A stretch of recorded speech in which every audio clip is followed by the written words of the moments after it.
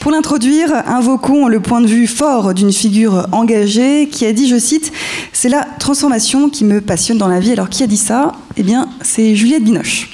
Voilà. Et qui de mieux que le Chief Transformation Officer et Managing Director de Prisma Media pour évoquer les changements profonds qu'exige le digital dans les grandes organisations. Il va nous exposer la transformation du groupe ainsi que sa vision et cet enjeu majeur. Merci d'accueillir chaleureusement Philippe Schmitt.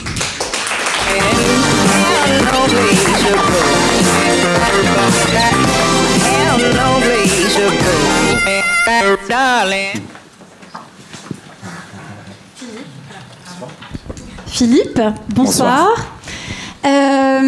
Écoute, je ne sais pas si tout le monde ici sait exactement ce qu'est Prisma Media aujourd'hui, et notamment toutes les évolutions digitales à l'origine desquelles tu es. Est-ce que tu veux simplement nous présenter qui tu es et qui est Prisma Media aujourd'hui ? Plus intéressant que moi, c'est vraiment le groupe Prisma Media qui a entrepris une aventure collective absolument passionnante et formidable, parce que qui était, il y a 10 ans, un groupe grown-up, comme j'ai appris, qui ne savait pas trop dire oui, peut-être assez en tout cas, de la presse magazine, et oui.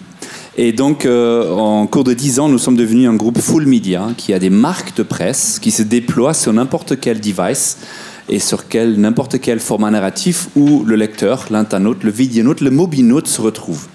Et ces marques-là sont Géo, Capital, Femme Actuelle. Je vous recommande la couve de Voici demain. Il y a de l'épicé. Je dis juste Castaner. Et là, tout le monde... Non, si. Voilà, donc des belles marques, mais surtout, revenons à notre sujet ce soir. Grâce à cette stratégie donc, d'une transformation digitale et donc d'embrasser le digital comme opportunité et pas comme menace, nous a permis de doubler notre audience en 15 ans. Et oui, on touche maintenant 8 Français sur 10 aujourd'hui. Nous sommes devenus pas seulement des experts du mot écrit, de la photo et du print vers le digital, peut-être la première transformation, peut-être une des plus spectaculaires, c'est que nous sommes devenus un groupe audiovisuel. Nous avons plus que 200 millions de vidéos vues par mois et nous sommes le premier groupe média sur mobile en France. Voilà, ça c'est les résultats et surtout ce qui était possible, les résultats qui ont été possibles par un projet vraiment collectif, 1400 collaborateurs qui s'engagent ensemble dans une formidable aventure à travers des difficultés bien sûr, mais des vrais succès. Et pour tout vous dire, sur la régie publicitaire, parce que j'ai 2 pieds sur la transformation et un deuxième sur la régie publicitaire, nous sommes repartis en croissance l'an dernier, en plus l'année de nos 40 ans, donc un petit scoop grâce à l'ultra-croissance digitale. Et je pense qu'on n'est pas beaucoup de groupes médias qui sont en croissance, ces dernières années. Et donc la bascule est faite et on est reparti à dire haut et fort oui.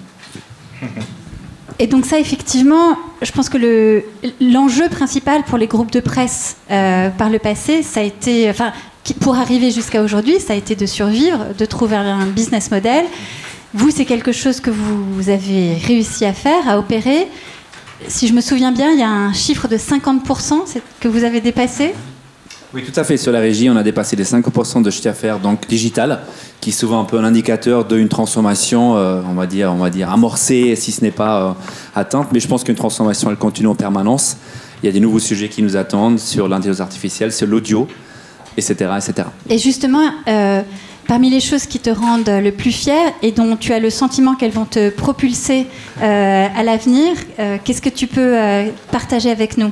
Alors on avait convenu que je réponde en fait la vidéo, mais vous l'avez déjà entendu, et donc j'ai envie de reprendre ce projet humain qui pour moi est vraiment scotchant parce que moi ça existe plus peut-être 16 ans dans la même société, et j'ai vu des profils au début qui avaient du mal, qui en fait avaient peur, tout surtout, qui se sentaient stressés.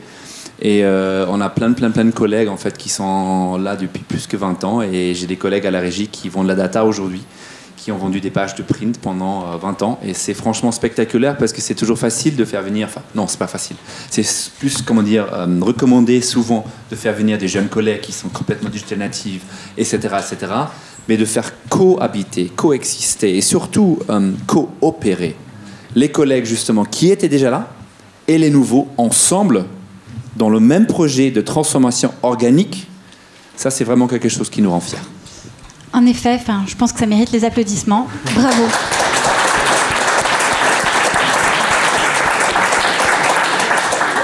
Philippe, il va falloir que tu endosses ton rôle de juré.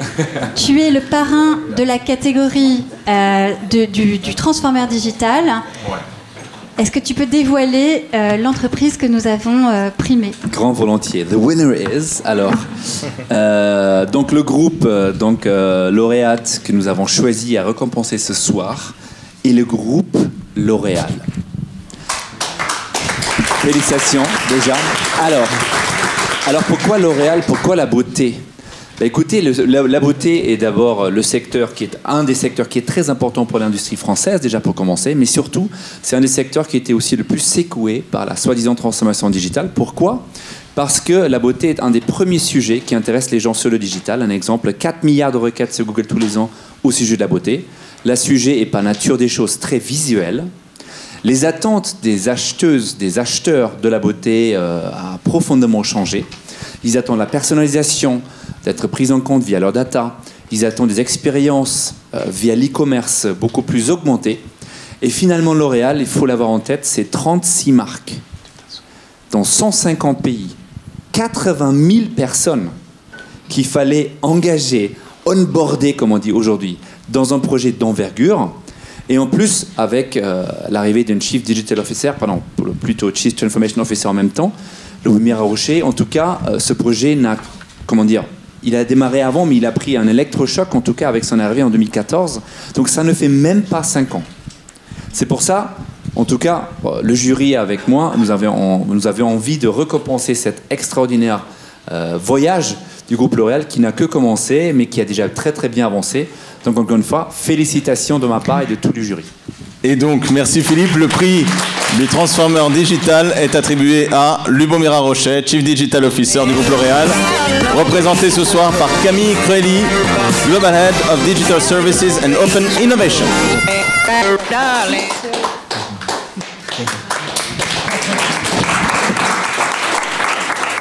Vous pouvez vous installer tranquillement.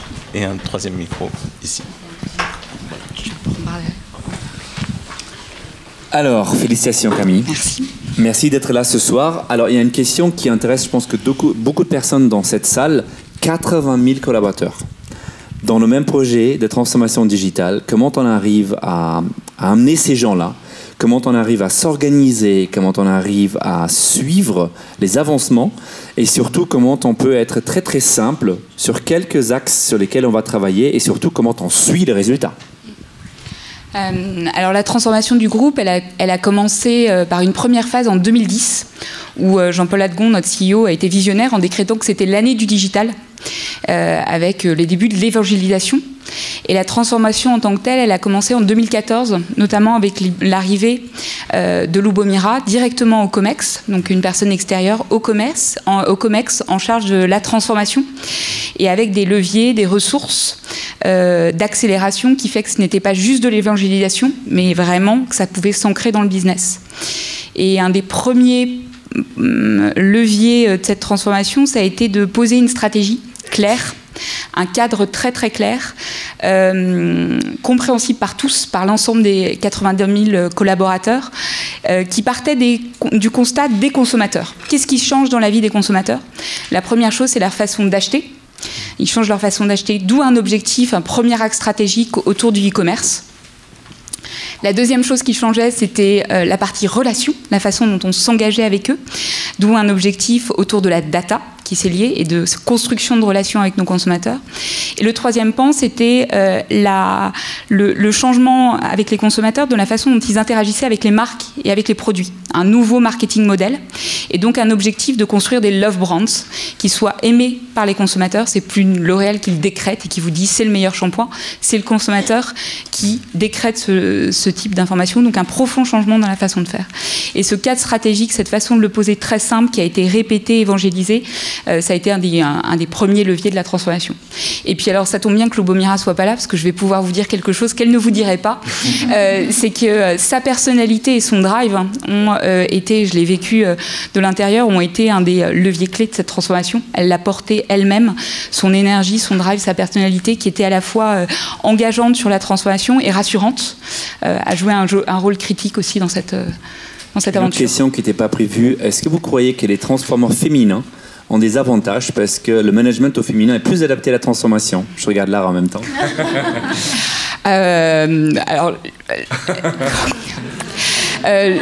Lubomira a tendance à dire qu'elle est un homme comme un autre. Est-ce que le fait d'être une woman in tech a un avantage?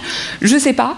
Dans le cadre de L'Oréal, d'Incarner, on est une boîte, finalement, il y avait aussi une ambition groupe de se dire qu'en revanche, de pouvoir aider les women in tech et développer plus de femmes dans ce secteur, oui, c'est quelque chose qu'on pouvait porter. Donc c'est plutôt comme ça qu'on l'a abordé. Moi, monsieur, de la question. Et donc je voudrais juste ajouter que on est très heureux ce soir d'être en capacité de mettre en lumière autant de femmes que d'hommes, et que c'est une des choses qui nous rend particulièrement fiers sur ce prix. Alors, j'ai une question en fait par rapport à la consommatrice, au consommateur que vous visez, parce qu'il y a une chose déjà de onboarder toute l'entreprise, de s'organiser dans un projet autour de 3 axes, de le suivre dans le temps, de le réussir, et comment dire, on va dire, joindre les forces nouvelles avec les collaborateurs existants. Mais par rapport à ce fameux client-centric, comment vous voyez l'expérience aujourd'hui et de demain de la consommatrice avec les produits de beauté, ses attentes, comment vous arrivez à utiliser le levier aussi du marketing? Vous êtes une boîte profondément ancrée dans le marketing, d'un écosystème d'une influence globale où vous combinez GAFA à côté de partenaires médias, à côté de nouvelles influenceuses. Comment ça marche par rapport à la consommatrice? Et aussi, une dernière question dans la question, comment vous introduisez la technologie en fait, pour la faire vivre des nouvelles expériences? Alors, je vais essayer de prendre les questions. Finalement, les deux enjeux stratégiques qu'on a aujourd'hui, le premier, c'est la personnalisation. Le fait que les consommateurs veulent de plus en plus des expériences personnalisées, des produits personnalisés, des relations personnalisées. Ça va de produits comme le teint particulier, où on est capable de fournir le fond de teint sur mesure pour votre peau, que du precision marketing, où on est capable de le cibler et de lui parler sur des sujets qui l'intéressent et d'éviter de lui parler sur des sujets qui l'intéressent moins. Quand vous êtes un homme et que vous recevez de la pub pour une coloration blonde, a priori, ça a moins d'intérêt pour vous. Donc on va éviter de vous polluer. Le deuxième enjeu stratégique, donc là la tech vient forcément être en soutien de ces éléments-là. Et le deuxième levier stratégique aujourd'hui, la nouvelle frontière, c'est les services. On avait les produits de beauté physiques, on a le contenu, le content, avec notamment nos partenaires médias, avec les plateformes, les social médias, les partenaires historiques. Et le troisième enjeu, c'est les services. C'est quelle valeur ajoutée on crée au-delà du produit et du contenu. Ça a été une prise de décision stratégique dans le groupe, dans l'accélération de la transformation. Quand on a eu cette prise de conscience, on a racheté il y a 1 an Modiface, qui est une start-up canadienne qui est spécialisée dans l'intelligence artificielle et la réalité augmentée. Tout bêtement, qu'est-ce que ça fait? Vous prenez votre téléphone, ce que la plupart des consommateurs ou consommatrices font aujourd'hui. C'est une des choses qui a changé, qui fait que la beauté est un perfect match avec le digital. On prend son téléphone, on se regarde dans son téléphone, beaucoup plus que dans un miroir aujourd'hui. Le rapport, il est beaucoup plus là. Et Modiface permet de faire de la réalité augmentée et de pouvoir voir avec votre téléphone de quoi je vais avoir l'air avec une coloration blonde, rousse, rouge, rose, etc. Mon vernis, si il devient vert ou bleu ou pailleté, qu'est-ce que ça rend? Pareil avec un maquillage. Un look que j'ai vu sur Eva Longoria dans Voici, qu'est-ce qui peut rendre sur moi directement ce même look? Comment je peux l'appliquer avec des tutoriels?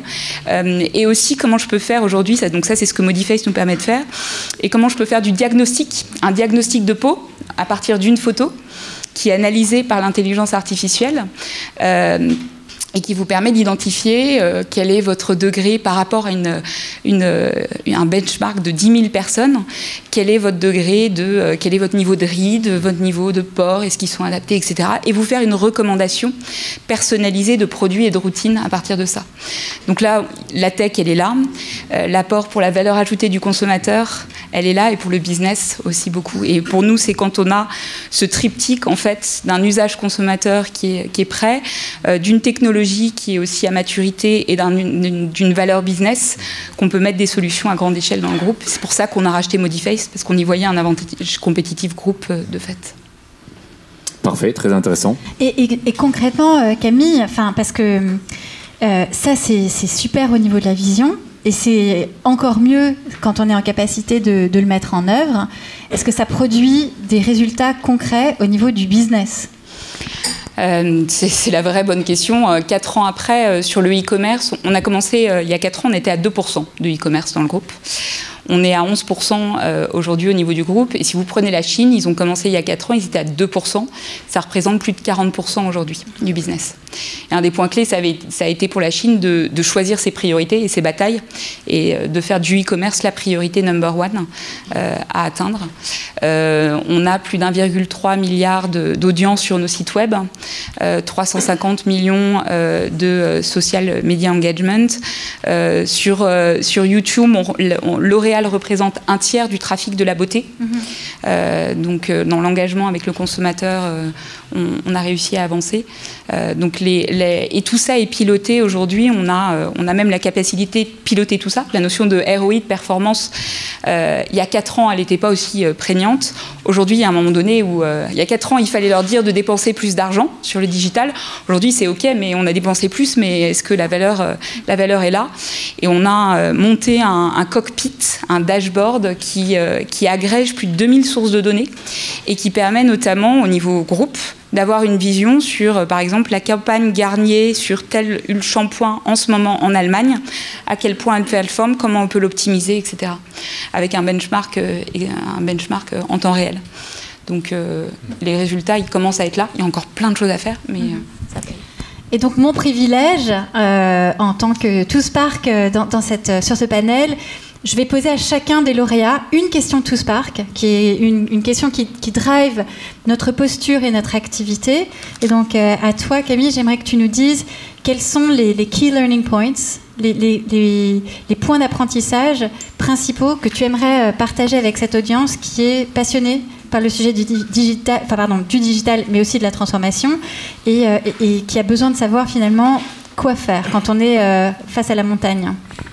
Alors, je ne sais pas si je vais donner la réponse pour les autres. En tout cas, ce que nous, on a appris au cours de cette transformation, le premier, ça a été de poser un cadre clair, qui reste toujours vrai 4 ans après, qui, dans le cadre d'une transformation, est un vrai challenge. Ce cadre, ces 3 points stratégiques, qui sont toujours là. Ils ont été pris par l'entreprise avec une équipe dédiée et des moyens et des ressources et un ancrage business, pas juste de l'évangélisation. Le deuxième point, ça a été d'intégrer dans cette équipe dédiée, dans cet agenda, la partie transformation humaine et l'upskilling, la partie formation au digital des collaborateurs, qui était intégrée dans cette équipe, dans l'équipe de Lubomira Rochet, pas chez les RH, vraiment une équipe dédiée, avec un plan de transformation et d'upskilling groupe très très large, qui a touché toutes les différentes strates, et notamment avec la mise en place d'un test de mesure de compétences digitales pour permettre aux collaborateurs, aux marketeurs de s'évaluer.